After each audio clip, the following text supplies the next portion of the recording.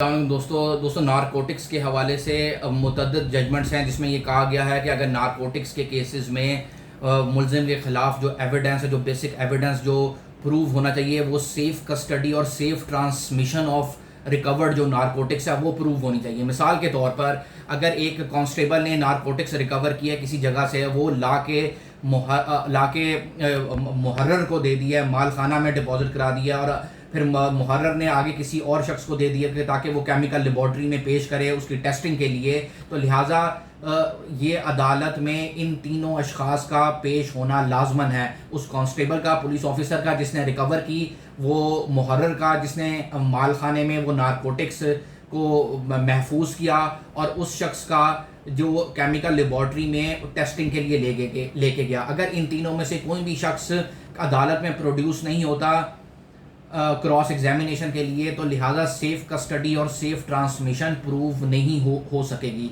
लिहाजा अगर मुलजिम के ख़िलाफ़ केस को प्रूव करना है प्रोसिक्यूशन की तरफ से, तो नारकोटिक्स का सेफ़ कस्टडी और सेफ़ ट्रांसमिशन प्रूव होना बहुत ज़रूरी है। अगर safe custody safe transmission prove नहीं होती तो प्रोसिक्यूशन केस प्रूव करने में नाकाम रहेगी।